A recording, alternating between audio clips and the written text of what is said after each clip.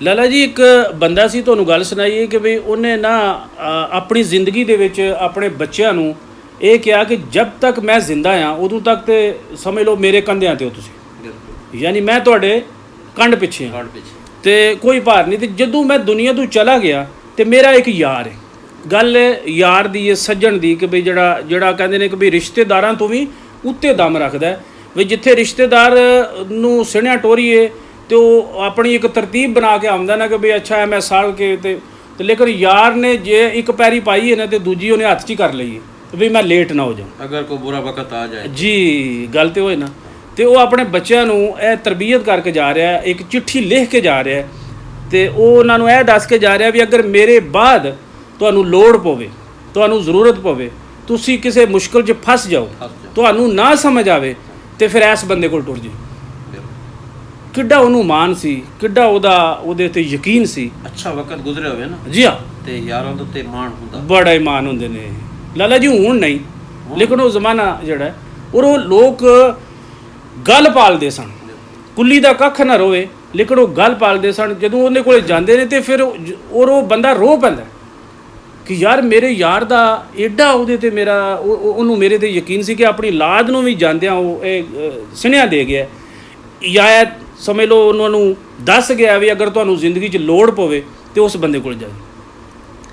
ਹੁਣ ਬੜਾ ਡਾਢਾ ਦੌਰ, ਹੁਣ ਇਸ ਦੌਰ 'ਚ ਤੁਸੀਂ ਕੁਝ ਸਮਝਦੇ ਹੋ ਵੀ ਇਸ ਤਰ੍ਹਾਂ ਦਾ ਕਿਸੇ ਤੇ ਯਕੀਨ ਕੀਤਾ ਜਾਂਦਾ ਕਿ ਧੀਆਂ ਭੈਣਾਂ ਜਾਂ ਮਾਵਾਂ ਦੇ ਵਿੱਚ ਕਿਸੇ ਯਾਰ ਦਾ ਸਕੇ ਰਿਸ਼ਤੇਦਾਰਾਂ ਤੋਂ ਮੈਂ ਕਹਿੰਦਾ ਬੰਦੇ ਨੂੰ ਵਾਈਂਡ ਅਪ ਕਰਨਾ ਪੈ ਗਿਆ। ਇਸ ਤਰ੍ਹਾਂ ਦੇ ਹਾਲਾਤ ਬਣ ਜਿਹੜਾ ਦੌਰ ਜਾ ਰਿਹਾ ਨਾ ਜੀ ਤੇ ਡਰ ਲੱਗਦਾ ਐਡਾ ਡਰ ਲੱਗਦਾ ਕਿ ਬੰਦੇ ਨੂੰ ਇੰਜ ਨਾ ਆਪਣੇ ਘਰ ਦੇ ਵਿੱਚ ਖੌਫ ਹੈ ਕਿ ਬਈ ਇਹ ਨਾ ਯਾਨੀ ਹਾਲਾਤ ਇਸ ਤਰ੍ਹਾਂ ਦੇ ਬਣ ਗਏ ਇਸ ਨੈਟ ਨੇ, ਇਸ ਦੁਨੀਆ ਨੇ। ਸਾਡੇ ਨਬੀ ਪਾਕ ਸੱਲਮ ਕਿਉਂ ਬੱਚੀ ਤੇ ਬੱਚਾ ਜਦੋਂ ਜਵਾਨ ਹੋ ਜਾਣ ਤੇ ਉਹਨਾਂ ਨੂੰ ਅੱਲਾ ਦਾ ਕਮਰੇ 'ਚ ਹੀ ਨਹੀਂ ਰਹਿਣ ਦੇਣਾ ਤਾਂ ਕਿ ਉਹਨਾਂ ਦਾ ਭੈਣ ਤੇ ਭਰਾ ਨੇ ਜੀ ਹਾਂ ਹਰ ਰਿਸ਼ਤੇ ਦੇ ਵਿੱਚ ਤੇ ਉਹਨਾਂ ਬੱਚੇ ਨੇ ਹਾਂਜੀ, ਲੇਕਿਨ ਉਸ ਵਾਸਤੇ ਵੀ ਅੱਲਾਹ ਤਾਲਾ ਨੇ ਇਹ ਹੁਕਮ ਦੇ ਦਿੱਤਾ ਆਪਣੇ ਪਿਆਰੇ ਨਬੀ ਕਿ ਬਈ ਅੱਲਾ ਦਾ ਤਾਂ ਕਿ ਇਹਨਾਂ ਦੇ ਜਿਸਮਾਨੀ, ਇਹਨਾਂ ਦੇ ਸੌਣ ਦਾ, ਇਹਨਾਂ ਦੇ ਬਹਿਣ ਦਾ, ਇਹਨਾਂ ਦੇ ਉੱਠਣ ਦਾ ਕਿਸੇ ਨੂੰ ਅੰਗ ਦਾ ਨਾ ਪਤਾ ਲੱਗੇ। ਐਡਾ ਜਨਾਬ ਮੇਰੀ ਪੜਦਾ।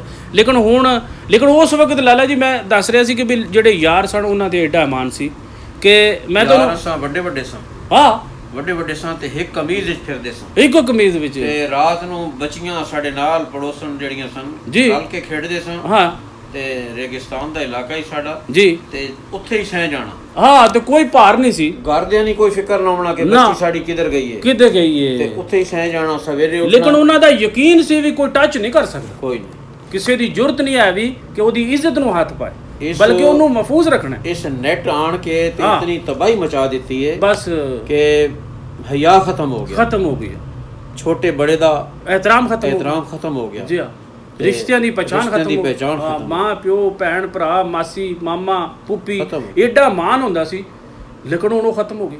ਕਿਉਂ ਅੱਗੇ ਸਿਆਸਤਦਾਨ ਕਿਉਂ ਹੀ ਕਰਦੇ ਸਨ ਜੀ ਕਿ ਇੱਕ ਬਿਰਾਦਰੀ ਦਾ ਜਿਹੜਾ ਬਜ਼ੁਰਗ ਹੈ ਉਹਦੇ ਕੋਲ ਚਲਾ ਜਾਣਾ ਜੀ ਹਾਂ, ਭਾਵੇਂ ਉਹਨਾਂ ਦਾ ਕੋਈ ਕੰਮ ਨਹੀਂ ਕੀਤਾ ਹੋਇਆ। ਮੈਂ ਕਹਿੰਦਾ ਉਹ ਕੱਲਾ ਬੰਦਾ ਪੂਰੇ ਪਿੰਡ ਤੇ ਭਾਰੀ, ਉਹ ਪੂਰਾ ਬਜ਼ੁਰਗ ਜਿਹੜਾ ਉਹ ਕਹਿੰਦੇ ਸੀ ਚਲੋ ਜੀ ਵੋਟ ਬਸ ਉਹਨੂੰ ਦੇਣਾ। ਤੇ ਹੁਣ ਤੇ ਪਿਓ ਵੱਖਰਾ ਦਿੰਦਾ ਤੇ ਪੁੱਤਰ ਦਾ ਲੱਗ ਦਿੰਦਾ ਹੈ। ਐਡਾ ਫਰਕ ਪੈ ਗਿਆ, ਐਡਾ ਉਦੋਂ ਤੇ ਹੁਣ ਚ ਇਹ ਫਰਕ ਜੇ। ਉਹ ਤੁਸੀਂ ਇਹਦੇ ਤੋਂ ਹਿਸਾਬ ਲਾ ਲਓ ਵੀ ਉਸ ਬੰਦੇ ਦਾ ਐਡਾ ਮਾਨ ਹੁੰਦਾ ਸੀ ਵੀ ਜਿਹੜਾ ਉਹ ਵੱਡੇ ਬੰਦੇ ਨੇ, ਬਜ਼ੁਰਗ ਨੇ, ਚਾਚੇ ਨੇ ਜਾਂ ਬਰਾਦਰੀ ਚੋਂ ਇੱਕ ਬੰਦਾ ਕਹਿ ਦਿੰਦਾ ਨਾ ਵੀ ਇਹਨੂੰ ਵੋਟ ਦੇਣਾ, ਉਹ ਸਾਰਾ ਪਿੰਡ ਉਹਨੂੰ ਵੋਟ ਦਿੰਦਾ, ਸਾਰੇ ਰਿਸ਼ਤੇਦਾਰ ਬਗੈਰ ਸੋਚੇ ਸਮਝੇ।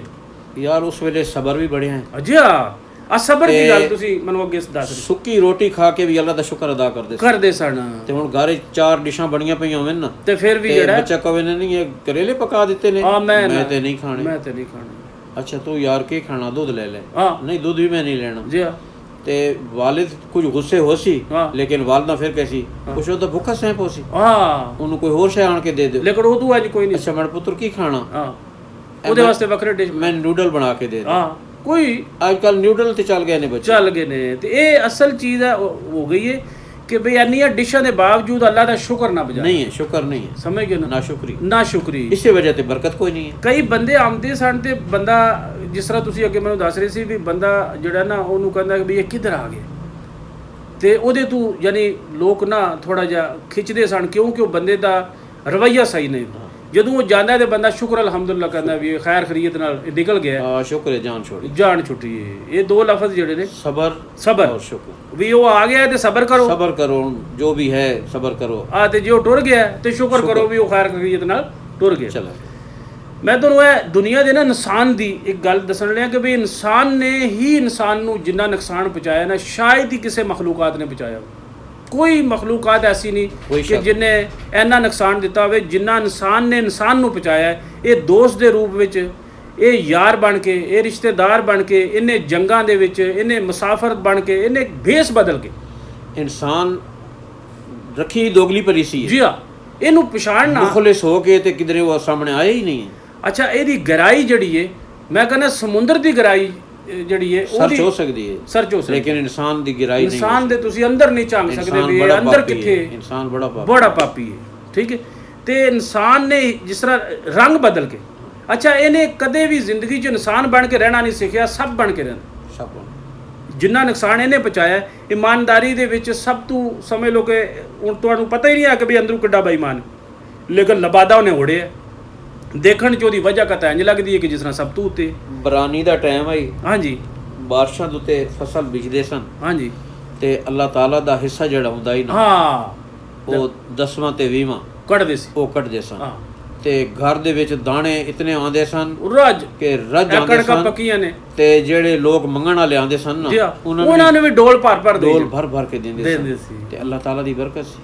ਯਕੀਨ ਕਰੋ, ਹੁਣ ਉਹ ਮੰਗਣ ਵਾਲੇ ਵੀ ਕੋਈ ਨਹੀਂ ਆਉਂਦੇ ਤੇ ਇਹ ਰਾਤੋਂ ਰਾਤ ਘਰ ਲਿਆਉਣ ਦੀ ਕੋਸ਼ਿਸ਼ ਕਰਦੇ ਨੇ, ਤੇ ਉਹਨੇ ਹੀ ਫਿਰ ਬੇਹਿੱਸੀ ਤੇ ਬੇਬਰਕਤੀ। ਤੇ ਜੇ ਕਿਸੇ ਦੀਆਂ 10 ਬਿਮਾਰੀਆਂ ਹੋ ਗਈਆਂ ਨਾ, ਤੇ ਉਹ ਵੀ ਆਦਾ ਸ਼ੁਕਰ ਅਲਹਮਦੁਲਿਲਾ ਬੜੀਆਂ ਨੇ, ਅੱਲਾਹ ਤਾਲਾ ਨੇ ਬੜਾ ਕਰਮ ਕੀਤਾ। ਅੱਜ ਇਸ ਦੀ 100 ਹੋ ਜਾਂਦੀ, ਉਹ ਕਹਿੰਦਾ ਯਾਰ ਕੁਝ ਵੀ ਨਹੀਂ ਹੋਇਆ, ਤਮਾ ਪੈ ਗਿਆ। ਬਸ ਇਨਸਾਨ ਦੇ ਅੰਦਰ ਅੱਗ ਪੈ ਗਈ, ਇਹਦੇ ਢਿੱਡ ਦੇ ਵਿੱਚ ਅੱਗ ਖਤਮ ਹੀ ਨਹੀਂ ਹੋਈ।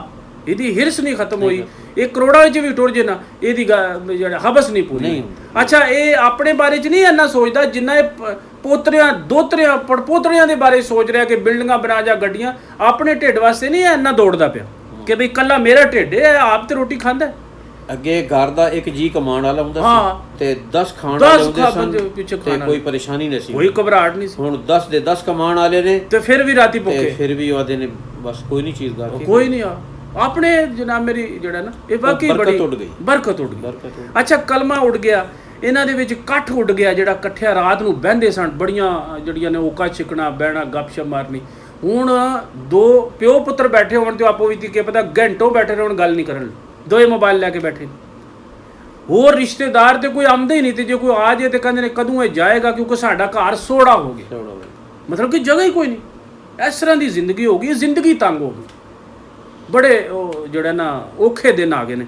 ਅੱਗੇ ਅਗਰ ਵਾਲਿਦ ਦੀਆਂ ਭੈਣਾਂ ਸਾਡੀਆਂ ਫੁੱਫੀਆਂ ਘਰਾਂ ਚ ਆਉਂਦੀਆਂ ਸਨ ਜੀ, ਤੇ ਉਹ ਬੜੇ ਮਾਣ ਤੇ ਆਉਂਦੀਆਂ ਸਨ, ਪੇਕੇ ਘਰ ਜਾ ਰਹੀਆਂ, ਤੇ ਅੱਜ ਕੱਲ ਜਿਹੜਾ ਦੌਰ ਹੈ ਜੀ, ਇਸ ਵਿੱਚ ਆ ਜਾਣ ਤੇ ਕਿਸੇ ਨੇ ਨਾ ਜਾਣਾ ਕਦੋਂ। ਮੈਂ ਕਹਿੰਦਾ ਘੰਟਿਆਂ ਦੇ ਹਿਸਾਬ ਨਾਲ, ਨਹੀਂ ਤੇ ਅੱਗੇ ਮਹੀਨਾ 10 ਦਿਨ 15 ਦਿਨ ਆਣ ਕੇ ਰਹਿੰਦੇ ਤੇ ਬੜੇ ਖੁਸ਼ ਹੁੰਦੇ ਸੀ ਕਿ ਸਾਡੀ ਫੁੱਫੀ ਆਈ। ਤੇ ਹੁਣ ਉਹ ਫੁੱਫੀ ਦਾ, ਮਾਸੀ ਦਾ ਆਵਾਜ਼ ਹੀ ਮੁੱਕ ਗਈ ਨਾ, ਉਹ ਇਤਰਾਮ ਰਿਹਾ ਵੇ ਜੀ, ਕੋਈ ਅਦਬ ਨਹੀਂ ਰਿਹਾ, ਕੋਈ ਅਦਬ ਨਹੀਂ, ਛੋਟੇ ਬੜੇ ਦਾ ਹਾਂਜੀ ਰਿਸ਼ਤੇ ਦੀ ਕੋਈ ਪਹਿਚਾਣ ਨਹੀਂ, ਕੋਈ ਪਛਾਣ ਨਹੀਂ ਰਹੀ। ਉਹ ਹੁਣ ਮੀਡੀਆ ਆ ਗਿਆ, ਨੈਟ ਆ ਗਿਆ, ਉਹ ਤੁਹਾਡਾ ਮਾਮੇ ਦਾ ਪੁੱਤਰ ਹੈ ਤਾਂ ਵੀ ਉਹ ਤੁਹਾਡਾ ਕਜ਼ਨ ਹੈ ਜੀ, ਚਾਚੇ ਦਾ ਪੁੱਤਰ ਹੈ ਤਾਂ ਵੀ ਕਜ਼ਨ ਹੈ, ਫੁੱਫੀ ਦਾ ਪੁੱਤਰ ਹੈ ਤਾਂ ਉਹ ਵੀ ਕਜ਼ਨ ਹੈ, ਸਾਰੇ ਕਜ਼ਨ। ਪਹਿਚਾਣ ਵੀ ਕੋਈ ਨਹੀਂ ਹੈ, ਫੁੱਫੀ ਦਾ ਵੇ, ਮਾਮੇ ਦਾ ਵੇ, ਚਾਚੇ ਦਾ, ਕਜ਼ਨ ਹੈ, ਸ਼ਾਰਟ ਜਿਹਾ ਲਫ਼ਜ਼ ਕਜ਼ਨ।